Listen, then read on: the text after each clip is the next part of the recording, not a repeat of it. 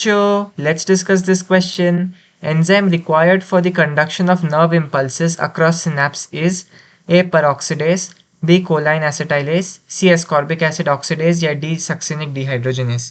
इस क्वेश्चन को सॉल्व करने का जो की कॉन्सेप्ट है वो है आपके सिनेप्स की कंडक्शन के बारे में जानना।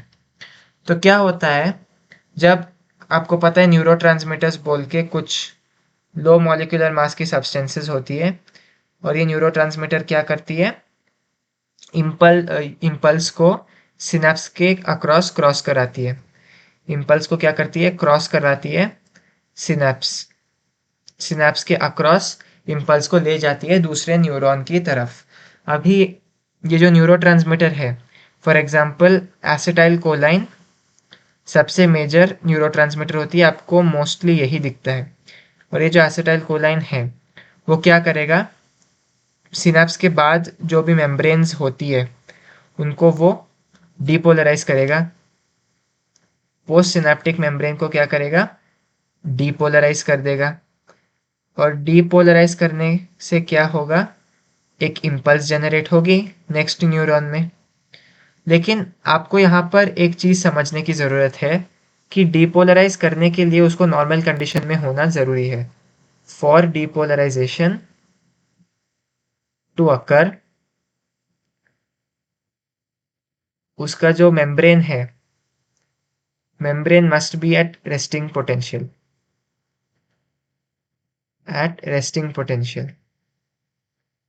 तो फॉर एग्जाम्पल यदि हम यहाँ पर माने कि सेल इस वोल्टेज पे था, अब इसके बाद क्या हुआ है डीपोलराइजेशन हो गया, अभी इस इतने पोटेंशियल पे पहुंच चुका है।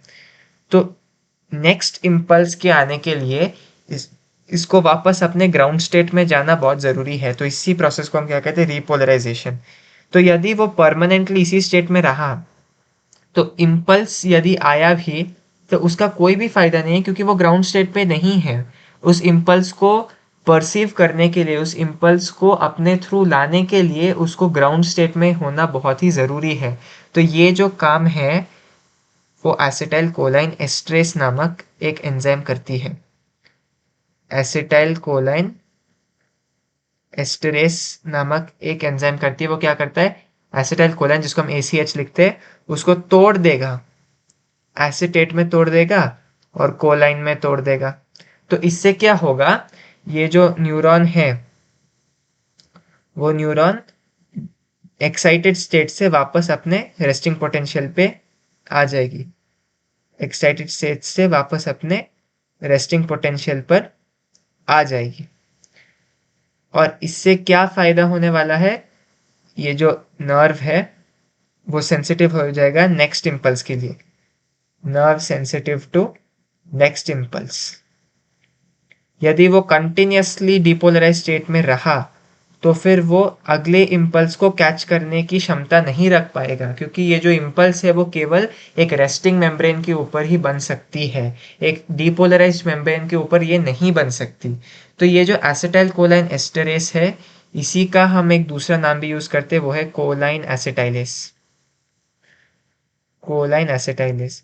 तो आप ऐसा भी समझ सकते हैं कि यदि ये कोलाइन एसिटाइलेस या ये कोलाइन एसिटाइल कोलाइन एस्ट्रेस नहीं होता तो फिर जो कंडक्शन होती है इम्पल्स की वो भी पॉसिबल नहीं होता।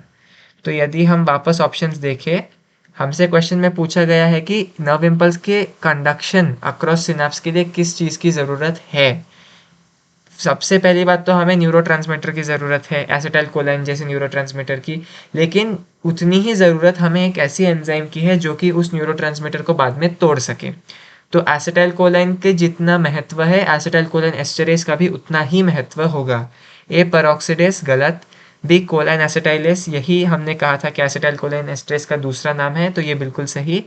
तीसरा एस्कॉर्बिक एसिड ऑक्सीडेस गलत, डी सक्सिनिक डिहाइड्रोजनेस भी गलत। So the correct option to this question is option B, choline acetylase. Hope you have understood it well. All the best.